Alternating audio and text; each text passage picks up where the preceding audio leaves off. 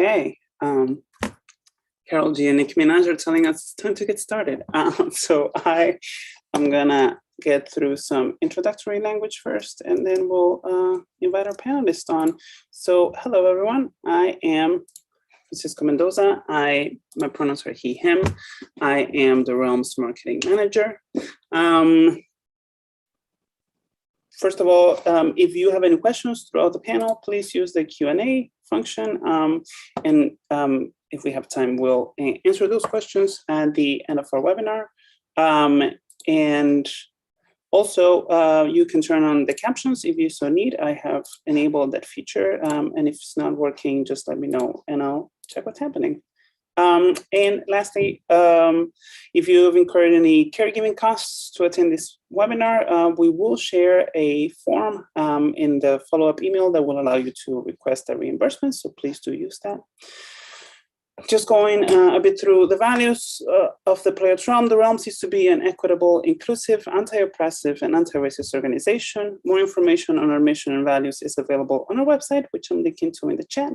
Those values extend to this virtual space. So if at any time you feel you experience something that is not in alignment with those values, please feel free to chat me directly or follow up via email. And I am sharing both the website and the email in the chat to everyone. There we go. And I also want to do a land acknowledgement. I am joining you today from the traditional unceded territory of the Lenape people. I offer recognition and respect and acknowledge that colonization is an ongoing process that continues to impact the lives and lands of Native communities. I want to acknowledge that in addition to the physical land that we occupy today, the platforms, technology, and equipment that we are using consume resources that are based in physical lands and are not universally accessible to all peoples and communities. I am sharing a link so that you can learn more about the space that you occupy, and feel free to also name that in the chat. So that's the link. All right, so let's get started. I'm going to invite my fellow panelists to turn on the cameras, and we will go around and introduce ourselves as well. So come on board, fellow panelists. Hello. Okay, I'm just going to choose a random. Nikki just waved at me. So Nikki, do you want to go first? Sure. Hi, I am Nikki Vera. I am the Director of Marketing and Audience Services at MCC Theater. And my pronouns are she, her.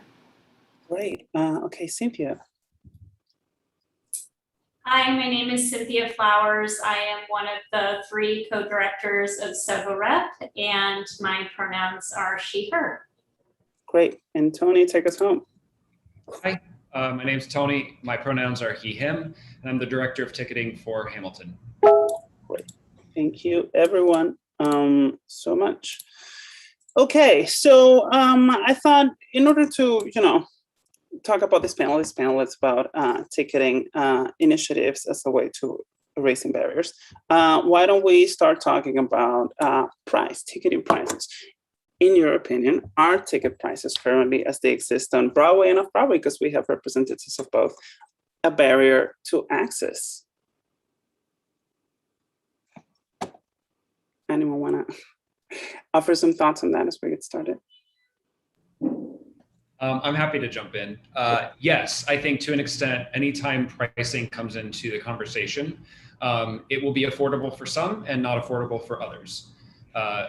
We on Broadway and across the country on tour, we do offer obviously the $10 Ham4ham Lottery for every performance of Hamilton. In the best seats in the house that would otherwise be going at a premium price. So we understand the concept of accessibility. But I think from a pricing perspective for Broadway, off-Broadway, and beyond, when anytime pricing or tickets come into the conversation, it can be a barrier for some people, regardless of what you're attempting to do from a pricing perspective. Yeah, and you said a word affordable, right? That is, I think, also a little bit in my own ticketing work, and also as a consumer, it is very hard to pinpoint exactly what affordable means, because it is such a variable concept that ends up, sadly, I feel a lot of the time being defined for a specific subsegment of the population, or based on ticket prices that served a specific subsegment of the population. So you call anything that's not that affordable, but it can be so tricky to actually understand what that means for every single person, right? It does, yeah. And sort of, since you already brought it up, why don't you tell us a little bit more about the Ham4ham Lottery? Sure. One of the great things about working for Jeffrey Seller, who is our producer for Hamilton, and also the producer for Rent, which is really where everything started from the accessible ticket lottery.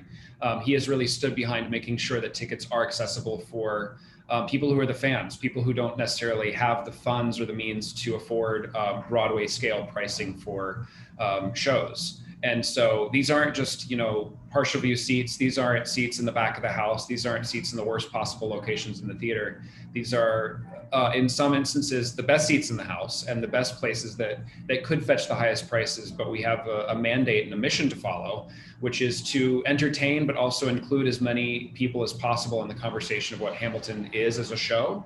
And so we're able to reach a whole swath of people who can't afford those $100, $200, $300 tickets, but can afford the chance of winning the opportunity to pay $10 to see the show, which is great. I think it's something that I'm excited to be behind in every market that we're in, not just Broadway, but all across the country. And so a couple of questions. When it comes to lottery, do you have an estimated idea of what the chances of winning it are? I mean, it depends on the performance day and time and wherever we are in the country. And however many people want to enter. There can be some markets in smaller cities where we don't necessarily have a lot of people to reach out to. And so it takes a bit of time to engage with customers in a way that basically tells them the proposition of you're entering for a chance to then buy a ticket. So there's a few barriers that are in the way that has to get somebody to either download the app or go onto a website, fill out some forms, put personal information out there, and then wait for the opportunity to hear if they've won or not. And then if they do, they then have to, spend the $10 on the tickets. But there, I think the barriers aside, it still makes it still feel accessible for people. Obviously the more you enter, the more chances you have to win, but it really just depends on how many people are entering for each performance's lottery. I want to say I never won.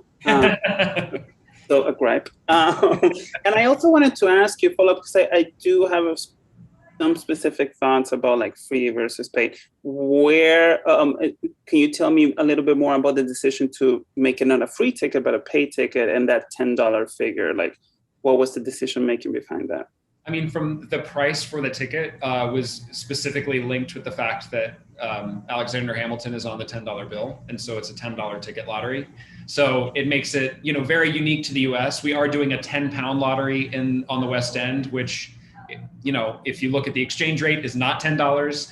We're also doing a $10 Australia lottery, which is also an Australian $10. Alexander Hamilton outside of the show context means nothing to them, but we've really stuck to that accessible price point as an entryway to engage people. And it's all about marketing. It's a great marketing message of having a $10 ticket for one of the, most expensive, in most cases, show on Broadway and on the road. And I think from a pricing perspective, anytime you apply a value to something, it gives value to the customer. So if you're giving away free tickets, there's no transactional value involved there. You're not setting up a value proposition to the customer. And so the claim rates are actually lower, in my experience, with having comps versus even charging $1 to $10 for something, for instance. You give some kind of incentive for somebody to show up, not just having claimed and paid for that ticket, but to actually show up at curtain and follow through on their transaction of having paid for something versus I've got a free ticket so I can go or not go. Interestingly enough, I did hear the same assertion from Jared Fine at the Public when I was doing research for our own initiative at the Realm, that even very small amounts, like $1 or $5, made people more likely to claim tickets as opposed to free. Well, and I was going to say, in my experience, I used to work with Today Ticks, and they used to do a lot of free first previews or free lotteries to try to engage people and drum up some word of mouth business for shows. And the claim rates for people who got free tickets versus a low priced mobile rush or mobile lottery, more people were willing to buy and show up than the people who were claiming a free ticket and then turning out to not show up at the show at the end of the day. Speaking of small amounts, Cynthia, Soho Rep has a famous 99-cent initiative. I myself have never been a consumer of it. I have been I have stood in line for Fairview and the rush pricing, but I never did 99. But can you tell us more about 99-cent Sundays at Soho Rep? Sure. So typically for 3 Sundays during the run of each of our productions, we sell all of the tickets for the show that night for $1, not 99 cents, just like we're Soho Rep and we're located in Tribeca. There's some little discrepancies there, but they're all sold in person on a first come, first served basis. There have been occasional exceptions, like the year we were producing Winners and Losers, there was a polar vortex happening over a 99-cent Sunday. So in that case, we sold tickets in advance online. We did not make people wait out in the cold, but that program for us serves a few functions. It actually predates me, so I believe the program is about 15 years old, and it actually started because we couldn't sell tickets on Sunday nights. That is the true origin story of the program. But now it serves ideally, and we have some statistics that bear this out, to bring new theater goers and economically diverse theater goers to our shows. It extends, actors' options to invite their community of folks to the show beyond their contractual comps. As you were talking about in terms of Fairview is a great point of reference for this purpose. There are some shows at Soho Rep that are so sold out at our small theater that 99-cent Sunday is literally the only way that somebody can get a ticket to the show once it has already been kind of established as a hit. And that, of course, has pros and cons, but that's the general overview of the program. Because people have to go there in person. So because it's the only performance for which the show is not completely oversold already. And so there are going to be 65 tickets on sale that night, and they are the only 65 tickets, that are going to be on sale for the next 6 weeks, Anecdotal, obviously, but do you find that most people who show up to 99 cents will be able to get in? It really depends on the production, and that's one of the, I think one of the questions you'd asked us to think about in advance had to do with what are the barriers to entry that still exist within these programs, and the obvious barrier to entry is time. You have to have the time and the physical ability to show up and wait outside on Walker Street for an indefinite period of time to hopefully be one of the 65 people who, get into the show. And I really cannot tell people how long they're going to have to wait and how early they need to get to the production or to that performance to be guaranteed a ticket, because it really does vary so much from show to show. And even it can vary widely from performance in a run to other performance in the run. Like, whenever people call me, I say, show up to the first 99-cent Sunday before there's a press review for the show. That is your best chance of getting in and having to wait the least amount of time. But again, depending on press response and other demand for the show, you can wait a very short amount of time. You can show up 30 minutes ahead of time. Or in the case of Fairview, people were literally showing up 4-6 hours ahead of time, and we're not getting into the show. So again, pros and cons to the program for sure. And Nikki, I very excited to ask you, because you've as far as I perceive it from this other side, you've led this sort of initiative with more than one place actually, and you used to have my job on the Playwrights. Was 1 to 5 an initiative that existed while you were here? It was the 1 to 5 ticket drive, and then I implemented pre-sales for friends and family, which did really well. But across my span of theaters, it's been like front row 30, under 35 subscription. I mean, like theaters are trying in a real hard way to just like throw things out to make seats more affordable. But like, as you and Tony was saying, like affordable is such a spectrum, right? So it's not like one size fits all with affordable. And so, you know, I've seen that there are times when certain initiatives do seem like they're taken advantage of by people who don't necessarily need it, because there's also no way to track that, right? We can't say, wait a minute, how much money's in your bank account? You shouldn't get this ticket. You should get that ticket. You know, so like with a theater that I worked at, they did Front Row 30, and that would sell out first, of course, because it's a $30 ticket. But then it's just like when the shows roll around, you're like, wait a minute. You know, you have on a fur coat. You did not need to necessarily get, and you know, and also, you know, that's me judging from the outside, and you know what, but yeah, it's a weird thing to have to navigate, because you also can't necessarily control it, but it's also a spectrum that you can't define it. So it is, you know, ticketing is its own beast. It's like a big old puzzle. First of all, I'm so glad you're bringing that up. And actually, anecdotal thing that I want to explore deeper later. But I remember Roberta, my boss, Roberta Pereira. One day she came back from the Duke like angry, and she was like, "Can you believe that this big donor, who's going to remain nameless, got one of our $1 tickets? Like, this is a millionaire who paid $1 ticket. How can he not realize that it is wrong for him to take up one of these tickets?" And that can be like a real issue. And I do want to get into it when I talk about our initiative. But something that you said reminded me, because you have, as you said, done this in various places. There was a theater that you were working at for a while that I remember being receiving some of your communications, and it wasn't just about ticket prices. I remember you were organizing nights for folks of color, and as you said, another initiative was tied to age. So how has that played through? Like, it seems like sometimes you work in initiatives that are not just about the ticket price, but it also touches upon other issues. Yeah, so like depending on the show, you know, I think it's no secret theater is very white still. And so depending on certain shows, we wanted to make sure that those audiences that match what the show was talking about, A, were like sort of guaranteed access, and B, were there to experience the show that is most likely about something that they can relate to on a deeper level.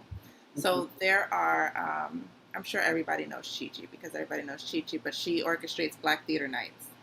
And so for any show that is a predominantly Black cast or written by a Black playwright, you will enlist Chi-Chi and be like, hey, here is the show, here's the nights we're thinking of. And I mean, and then you're strategic with the nights, right? So normally we do two, one early in preview so that the cast has that energy, and then one during press night so that the press can also like experience the show with the audience it's supposed to be experienced with. So like certain jokes will land properly, because that's also another thing when it's a cultural show. Sometimes the jokes don't land in the same way as when it's not the right audience. Right. So, and then we'll do like community-based discounts. If we really know we want this subset of people to show up, we'll give them like $10 off their ticket or something like that, just to sort of like move the momentum of them wanting to come see the show. The initiative that we mentioned quickly was the 1 to 5 ticket drive, and that existed at the Playwrights. Yeah. Up until I got hired, and actually a few years into my tenure here, and what that was the first 5 previews of a show. All seats were between $1 and $5. And into my tenure here, we started to sort of notice or diagnose a couple of issues with that.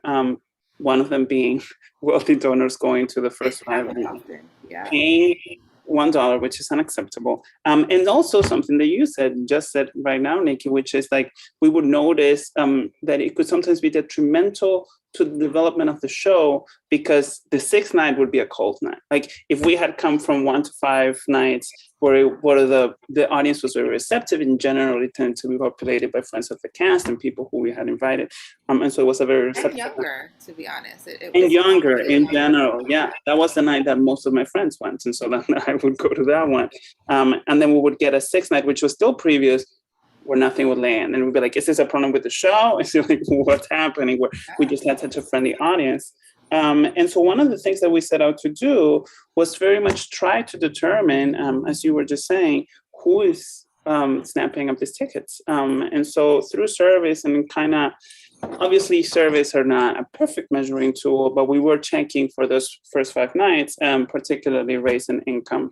And we found that it did not have the effect that we had imagined this initiative to have, which was to diversify our audience, both in racial makeup and also budget levels. We imagined that people who couldn't afford tickets would be coming early in the show.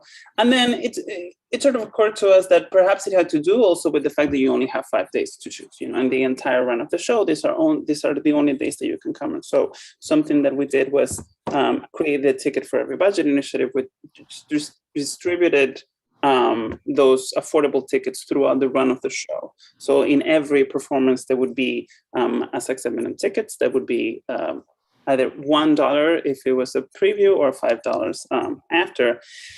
And I have to say, in some ways, it was an improvement. So when we did the service again, in particular, and we asked people in the service to take which kind of ticket they had bought, we noticed an improvement, but not perfect. And I feel like something that we're still dealing with, and I'm saying this as someone who's not from here, is the American ideal of a deal. And seeing a cheaper price and saying like, well, then this is what I should go for because, it's cheaper. And so obviously I should dive into it because why would I not? I also think, though, a bigger issue outside of the ticketing and the deal is that theaters are only marketing to theater people. Mm-hmm. And so if I am a theater person, you're kind of going to get my money regardless. So if you offer me a $1 ticket or a $49 ticket, I'm going to pay the one if it's there. But a bigger barrier to me is that theaters don't really market outside of the theater industry or people who have already shown an interest in theater. And I think if we went into communities that weren't necessarily like theater people or don't know that they're theater people yet because they think theater's so expensive, we would have a different dynamic when it came to these offers actually working. Right. I agree. Oh, go ahead, Tony. I was just gonna say I completely agree with you.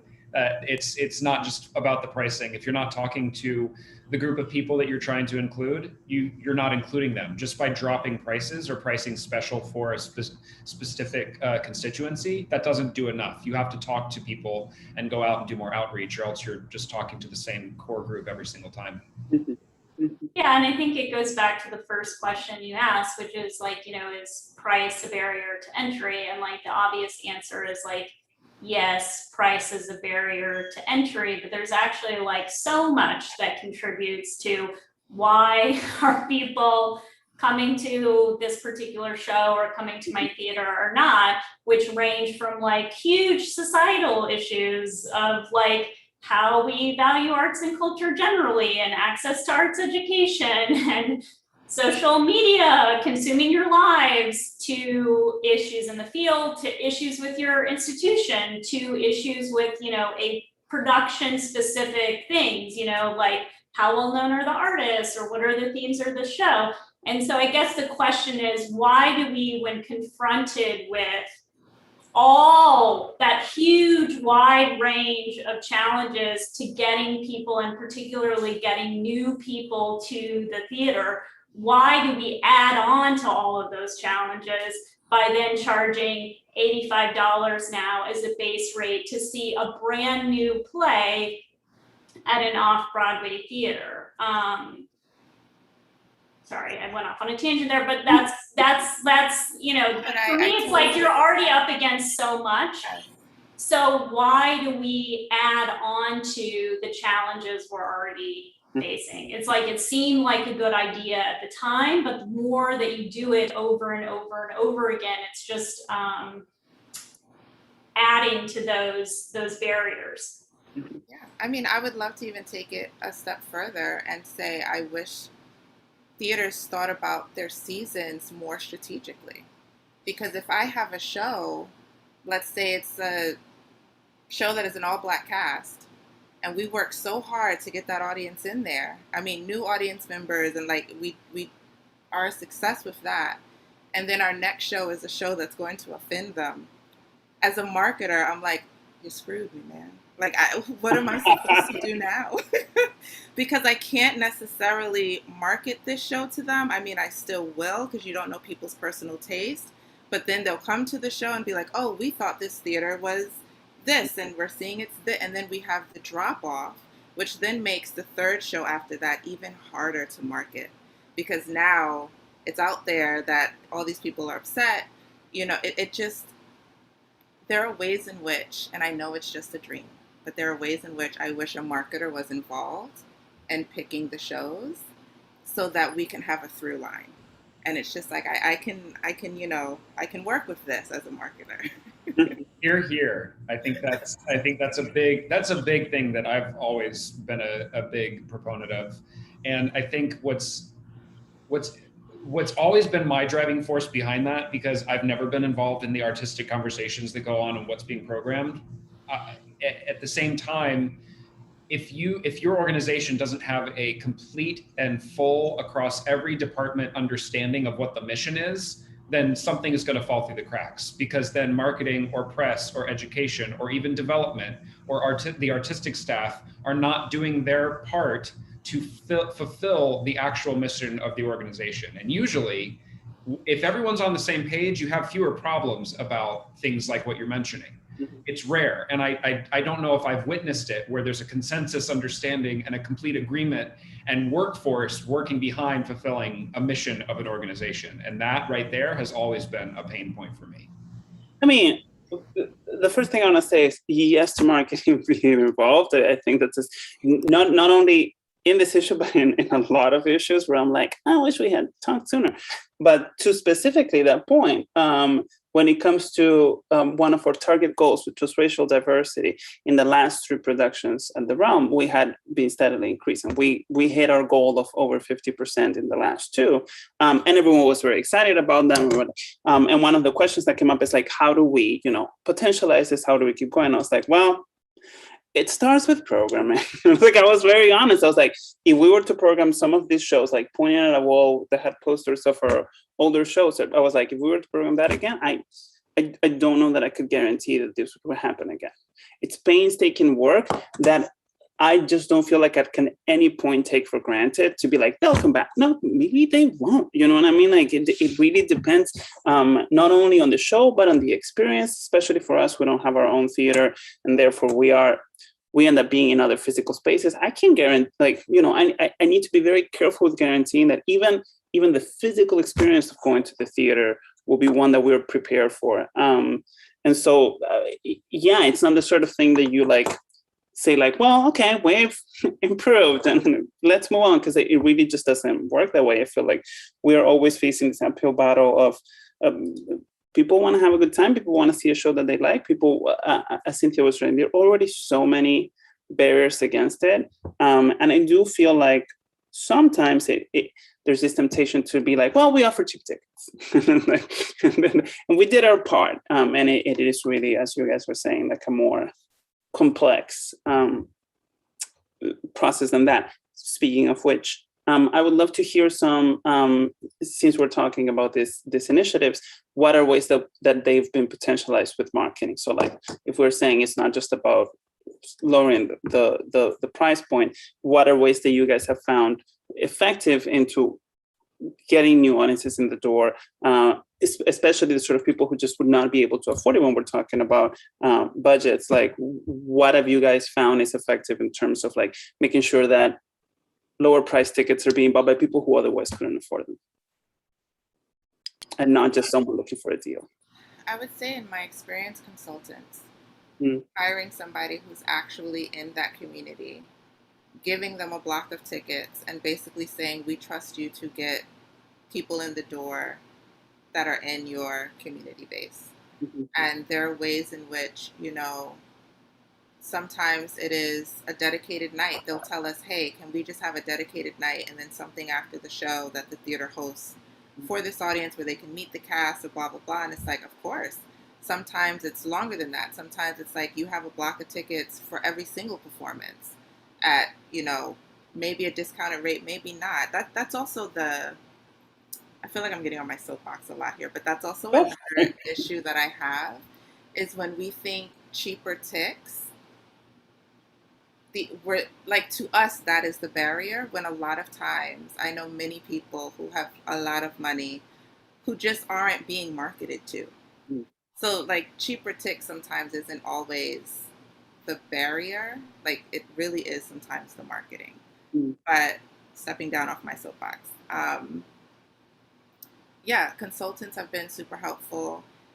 Giving the tickets directly, and by give, I don't mean like comps, but like offering the tickets directly to the communities, whether it be colleges, schools, rec centers. Rec centers are always looking for things to do. Give them the group rate. They will pay it. They will show up, you know, or helping with busing, because sometimes the barrier isn't the money, it's how to get there. And so it's just like if a theater, I worked at a theater once that went half on the busing with that organization and they all came. So if there's a way you can get directly into the community, that is the way that I've seen that this has worked. Yeah, I would say I echo all of those things that Nikki just said, and I want to sort of highlight something about it in terms of what you're describing with how like helpful working with consultants can be, because it's not just about those consultants like years of expertise, which they have, but what you're describing is that they are in community with a group of people over large groups of people over time. So it is not even though it's transactional between the theater institution and that consultant, it is more relational and less transactional with that consultant and that community of theater goers that they have built up over time. And it's the same thing with community groups that you work with. At Soho Rep, we work with, at this point, depending on the show, but about 24 different community groups. Bring people to see, be it students, clients, to see our productions, and almost every single one of those long-lasting community partnerships came organically. It started because somebody who worked at the theater went to that gym, literally, or somebody who worked at the theater has a prior relationship with a teacher at the school or that organization. And so there's an embedded trust and yeah, I will come see that first show. And then as you're describing, really also thinking about that second experience that community group has coming to see your show. And then so over time you develop a relationship where people are and the shows that Soho Rep does are wildly aesthetically different. People love them and hate them, but you can still build up a relationship of trust over time so that, people are well, that last show was crazy, but I've had 4 other experiences there that, I really love. So sure, I'll give it a try again, And what you guys are talking, which I definitely found in my marketing years, is that there really is no substitute for a trusted opinion when it comes to marketing, and therefore I do feel like that image of the consultant, or in some cases the ambassador, there's really no substitute for that. And I will say, as a person, myself as a civilian, there's nothing that convinces me more to see something that someone telling me to because they've seen it and they liked it. But Tony, I did want to ask you about, I don't think people need to be told that Hamilton exists, or that it's good and they should go see it. But I do feel like there's been, well, first of all, I want to acknowledge that to to my own knowledge, but I would like you to talk more about that. The lottery isn't the only way to engage communities that Hamilton has done, but also then there has been.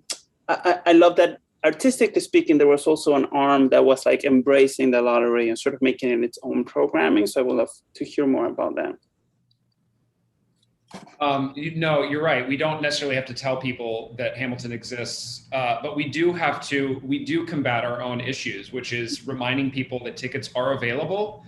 There's still this widespread perception over the last 6 years that you cannot get tickets because they're sold out and you can't afford them. And outside of New York being its own unique outlier, we have tickets on sale in every single market where we are on sale right now that start at $49 for every single performance, including weekends and prime performances.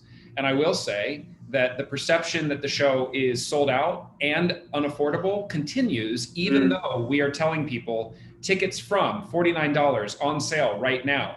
We're pushing out messaging to people, and we're still having to work to push people over the hurdle to believe us, to trust the show that we're telling them that tickets are available.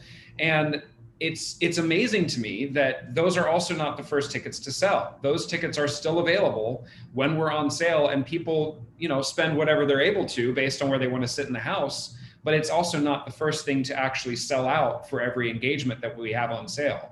So from the perspective of our show, it's not necessarily price, it's access. People want to be able to access tickets. Once they learn they can, they do.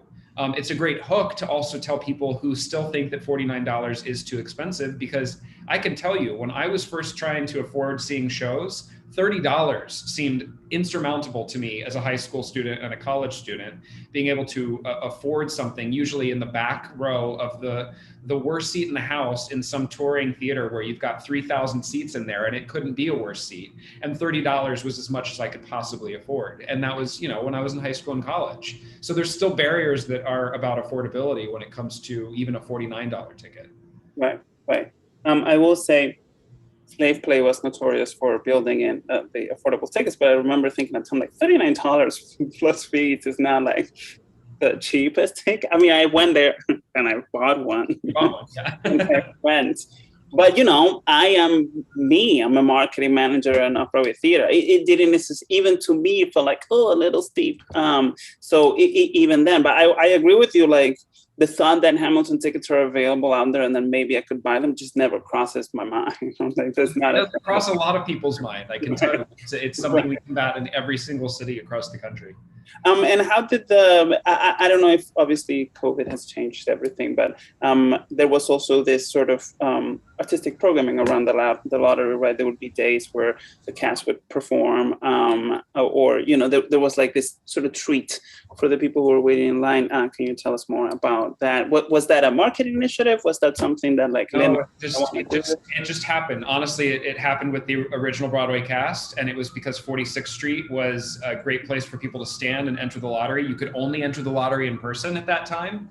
And then it obviously became more people than 46th Street in Manhattan could contain. So they had to make it digital because honestly, the city wasn't allowing us to have that many people leaking out into the street for an hour every single day of the week. And so it had to move digitally. And what we've done is we've created the Hamilton app. And so now you can have that same kind of, obviously nothing is as thrilling and wonderful as being in person. We all know that as people who work in theater and believe in live entertainment. But we create tools for engagement on the app that are now shareable and reach so many more people than we were ever able to meet or reach in front of the theater, any theater that we were in. There's a finite, obviously, amount of space that you can do in a physical space. But having the app or doing anything digitally has created such a new world of engagement tools for us that continues to reach people. And here's what's crazy. Obviously, we haven't had a performance since March of 2020, but people are still downloading the app and engaging with us on a level that is just watching videos or listening to karaoke tracks or doing entering the different trivia questions that we have every day. So people just want to be involved. They want to be involved on their own terms, and it creates a space where They can interact with us. And it doesn't even have to be a unique app for every different show that's coming through or every different organization. As long as there's some digital asset that you can share and create some sort of engagement tool, that's a big part of it as well. So it didn't start off as a marketing tool, but it kind of morphed into a digital marketing and engagement strategy that has absolutely no intention of making money. It's not a revenue driving space. It's entirely just to give the information that people are seeking and meet them halfway and provide a space that people can interact. And you're, well, sort of by association, I mean, obviously you're saying some things that I'm thinking like, yeah, but my show's not Hamilton, like you can't do that. But you know, you have to adjust to what your show is. And you know, I think we all work at theaters that have had their fair views on the wolves, and they have had other plays where it has become harder. And I also wanted to touch upon that. I remember going to this workshop by Donna Walker-Kuhn, which by the way, everyone should go to because she's amazing. And I remember she said, you know, she is very against comps as a concept. She thinks it devalues, which sort of mirrors what you said earlier, Tony. Like, you know, they're giving away tickets for free, and then there's this idea that art is not something and that's worth paying for, etc. But sometimes you put on a show that everyone has worked so hard for, and you've done your marketing work, and then just people don't show up. And in those moments, I do feel like there is a temptation to lower prices or the opposite, because not enough money is being made. Then you just want to like not do as many affordable initiatives. How has it been in you guys' experience that the tricky balance between the idea of like this show has to make money to some degree, it needs to pay for at least some of itself, versus the idea of like, yeah, but I still want to put the audience, and Nikki, something you said has stayed with me, which is like sometimes the playwright themselves have expressed a specific audience that they have in mind, and that needs to be part of the marketing of the show. How do you balance those two objectives in your mind? Well, I mean, when they line up, it's beautiful, but sometimes they don't. And making money can be a little bit at odds with offering affordable options. So I wanted to hear from you guys if anyone has any wisdom to share in that regard. I will say I've been in that situation more than once. And in those moments, sometimes I do have to talk to the artistic department in a really honest way and be like, I think the show just isn't that interesting. Like, based in the time that we're in. And I don't mean that in a shady way. Like, sometimes, not every show is going to be a hit, unfortunately. And so in those times, we have to weigh what is more important, our financial goal or having butts and seats for the actors to act to. And so there are times where comping became a nightly thing, just so that we could have an audience in there, well, a more robust audience in there, so that the cast wasn't performing to a half-empty house. But then there were, when you activate consultants, so you go on a scramble for more consultants, you start looking for group sales. That's really when, you know, we would boost up, like, how can we get groups in here and nightly? So you start talking to the colleges, you start talking to community centers, you start talking to nursing homes, you start talking to, you know, quite honestly, all the people we should be talking to in the initial stages of marketing. But it becomes a mad dash of like, how do we get groups in? How do we, you know, supplement this, like you were saying, in at least some way that is beneficial for both the cast having an audience to perform to and the theater to, you know, at least break even. Because shows are expensive, and I don't think audiences realize that. But shows are expensive. And I've learned the simpler the set, the more expensive the show probably is. That's how if you come in and there's like a chair, you're like, oh. You're like, oh, this costs $1 million. But there's a truth to that. It's like, it's expensive to be simple on set because then it's more lighting. It's more like everything else has to enhance. Mm-hmm. I wish there was a way we can like hand out pamphlets as people came in to be like, and this show cost $560,000 to make. This is why your ticket is $79. We need to recoup X amount, but I know that we can't do that. And it's tough. I think you've touched upon a very essential thing, which it's also tough because the idea of cost in people's minds is skewed by things that we cannot really be compared to. My Netflix subscription costs this. Movie ticket. I mean, I will say movie tickets are getting more expensive, but still would be substantially cheaper than $49. It can be really tough to like convey that value to people. Cynthia, you were gonna say something. But I would say yes, and which is that the short-term solution that we are all fixated on is, well, there are a couple of short-term solutions that have become sort of like standard practice, but one of them is increasing ticket prices at a rate far beyond inflation, and actually at a rate that is beyond the rate at which, say, far beyond the rate at which, say, the people working on the shows are getting paid, because it is one of the only, tools in our collective toolbox that we have to solve this problem of how do we reach our budget goals every year. But you have to, when you sort of step out and back, you have to wonder, is it actually serving us, meaning the field, long term? Because if you look at things like, TCG, financial facts, we know that less and less people are paying more per ticket to see theater every single year. So the individual person is paying more, but there's less of them every single year. And that cannot be a good thing for the field, even from the point of view of, like, again, meeting the budget goal year over year. So we have to find some, and when you think about it, like, how does this work over time?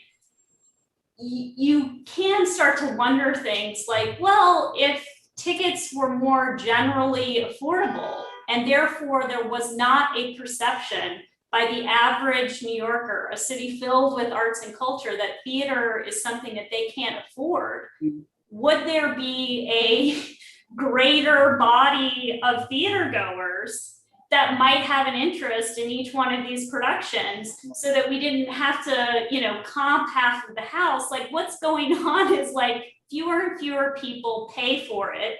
So you need those people to pay a lot of money. And then you're doing, as we're describing, which is like filling the house with other folks who are there for free, on the sort of scramble that Nikki is describing. Oh God, the show isn't selling. Like, now let's do all the work that we should have done on the front end so that we wouldn't have this problem.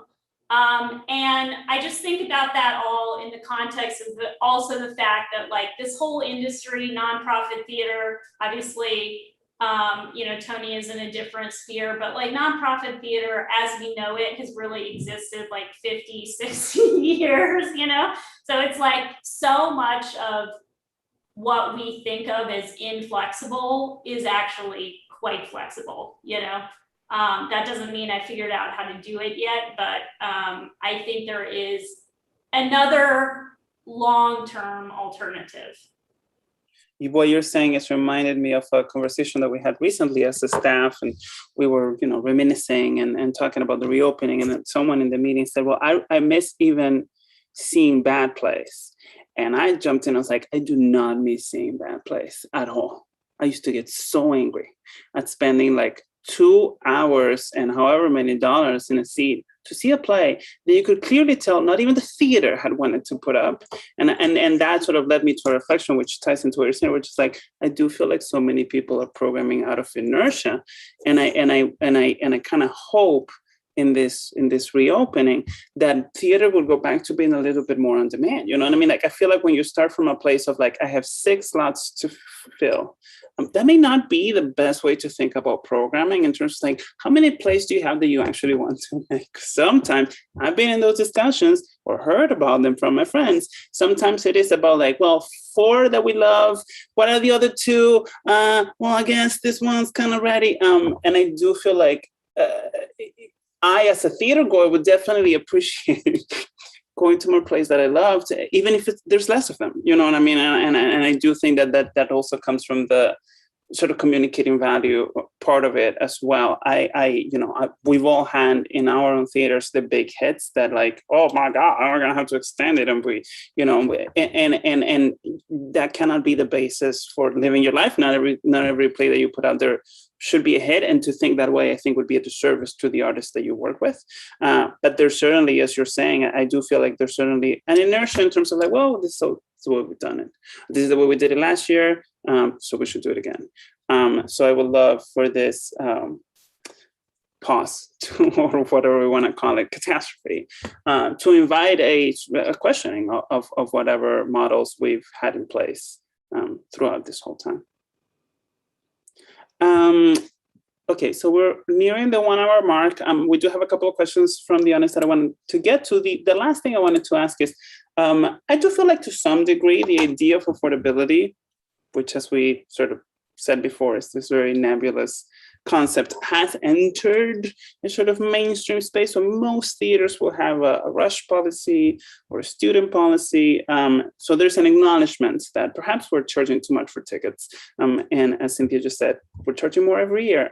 There should be a way for people to get around it. Sometimes that way can be onerous on people because it does imply standing in line or participating in lottery that they may not. It's not always, we haven't always figured it out how to bake it into the pie. I wondered about what would an industry-wide policy, same as saying, well, for students it's half off or whatever, would look like for affordability, in terms of like what are the sorts of, at least thinking, right? Because I don't think landing on a specific number is helpful, because as we just said, that the number is so specific to the production, who you want to see it, where are you? Hamilton won't have the same number that we do. But what would be the reasoning, or what were the things that you would hope for theaters to be thinking about in order to, for the sort of initiatives that we've all participated in, to be less of a specific, unique case, to the point that I can select the people who come to this panel, and more of an industry-wide practice where wherever you go, people can tell you, like, and this is what I'm doing in terms of affordability. So what would those factors be, or what would you want companies to be thinking about?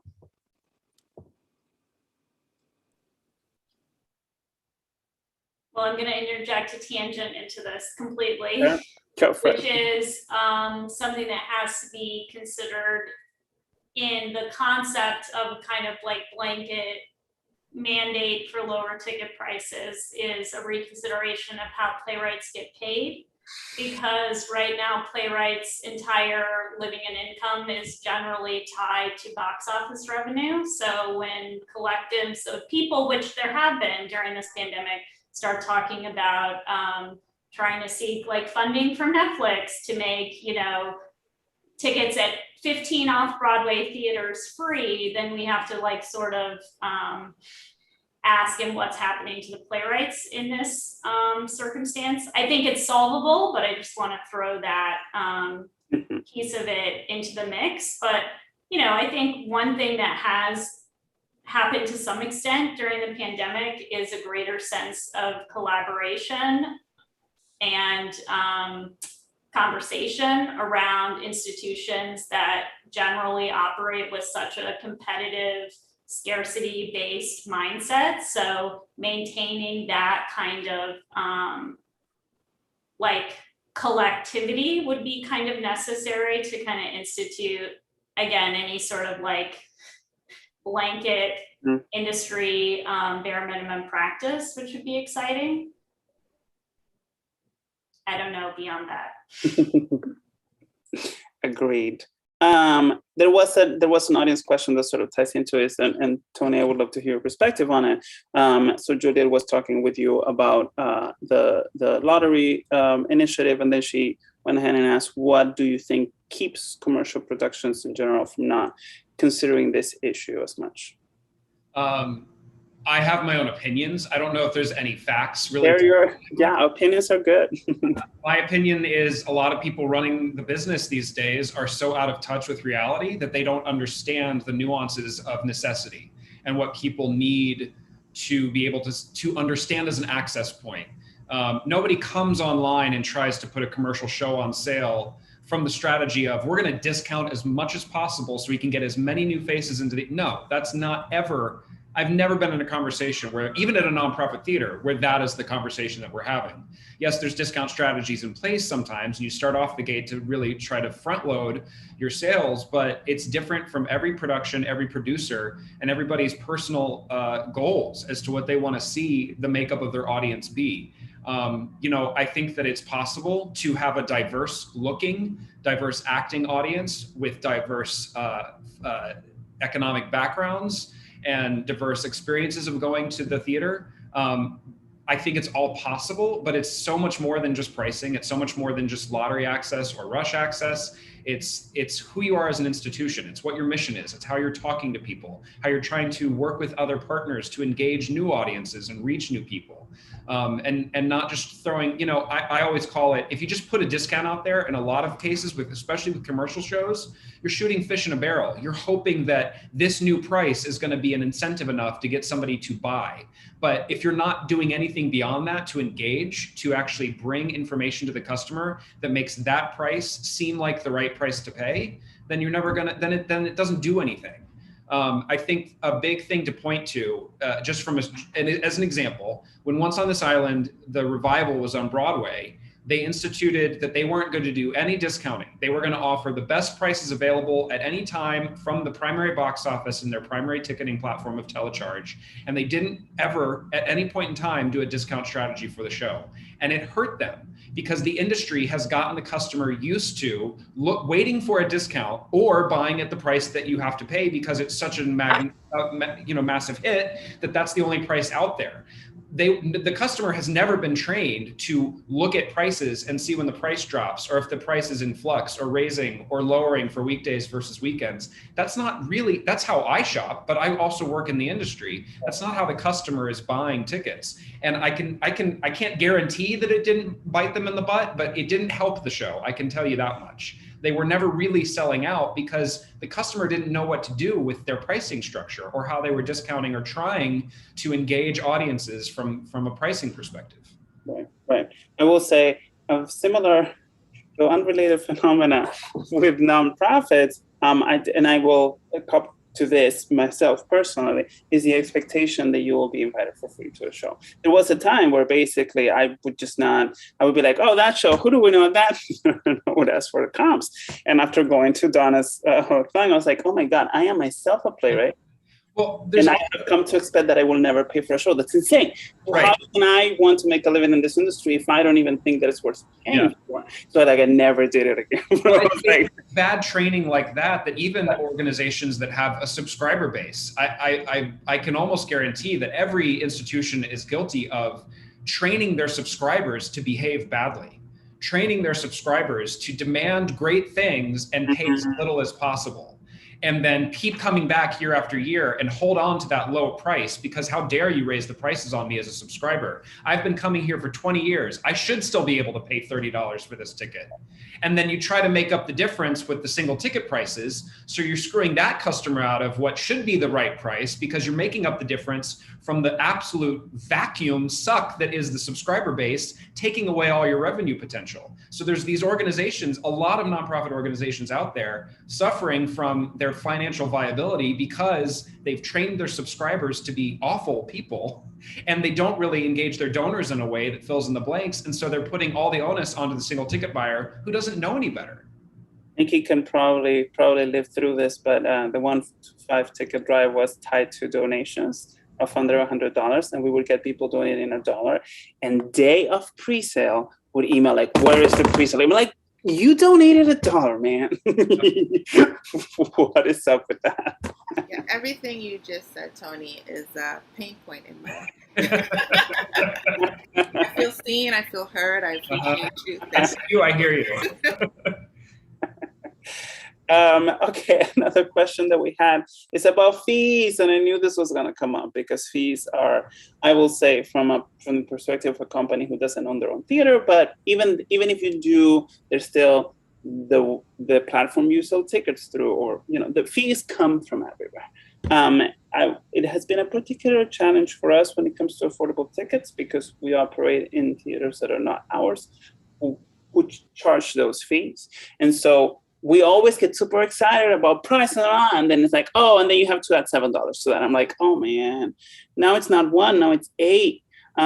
Sometimes we do try to curb it by subsidizing those. We do lose a lot of money doing that, but sometimes we ourselves will pay the theater to either eliminate or bring the fee substantially down, particularly in the affordable tickets. But it is an issue that, like, when you're doing your marketing, you don't often think about, and then it's like adding taxes at the end. It's like, oh, I forgot. Now it's not the price. It's all I think about. It's all I think about, because when I personally am responsible for setting every single ticket price for Hamilton across the country. And when it comes to the pricing structure that I'm trying to present, a big part of the conversation and frustration that I have is no matter what work I try to do to create a price that is financially viable for a commercial production to be able to pay the creatives involved in performing the work every night and make sure that they are being able to be paid their at least union minimum. When we try to set up what it will cost to run the show versus what we need to make as a profit as a commercial production, that all almost gets thrown out the window when you add on top of it the fee structure of every individual theater across the country. It's the bane of my existence. And there are different ways of presenting that, either if you're shopping to have all the fees dumped in there, which completely upends my pricing proposal, because then you see a ticket that should be $49, which would be if the customer went to the box office, but they have to go through that whole process of physically going to a physical box office to get that $49 price, versus buying clicking on something that says 49 and then getting to your cart and realizing, why is this ticket $70 now? Because then all of that gets bumped up into the cart. So in more cases than not, I put the problem onto the venue, onto the ticketing company that's selling my inventory, and I make them explain to the customer why the fees are what they are. I don't want to get the blame for it because it's not part of how I price the show. It's not part of how the show makes any money. It's how the venue, it's how the ticketing system that's running the ticket sales is making their revenue to run the website, to run all the back end things that have to go into populating the inventory and ticketing in general. But if it ever makes my ticket scale get so inflated to the point where it seems overpriced and unaffordable, I make sure that they tell the customer the full breakdown of the fees and why they are what they are. And so that my ticket price is still at least out there in a way that displays what the show is getting, what the people involved in the show are getting, and that it breaks out the fees. Honestly, at this point, I don't really have a better answer other than try to educate the customer as to why the fees exist in the first place. For some theaters, it really is a line of revenue to keep the people running the box office or the ticketing platform or the website employed and paid. And that's one way to talk about it, but I don't think there's a really good answer for it at this point. But I am so curious. It's like, yeah, how did this, like, again, this is a system, so that, like, not even a best practice, it's just a thing that exists, like, how did it start? Because the venue is charging you rent. Right. So they have a way through which to earn revenue to pay their staff members. And I'm like, is it that a producer at one point said, hey, you know what, why don't you charge us less and we'll pass that along to a customer? Or is it that, somebody at a venue was like, how banks charge for fees for everything? Like, yeah, let's just do that. It's like Yes, it's the theater owners and the commercial ticketing companies like Ticketmaster that have taken the industry and controlled how it's being done. And because it's such a widespread phenomenon, it's what everyone does. And the commercial theater owners, these landlords, these wealthy commercial theater owners and ticketing companies are what have created this world in which it's a complete line of revenue for them. It has nothing to do with the artistic, anything that's coming through the stage.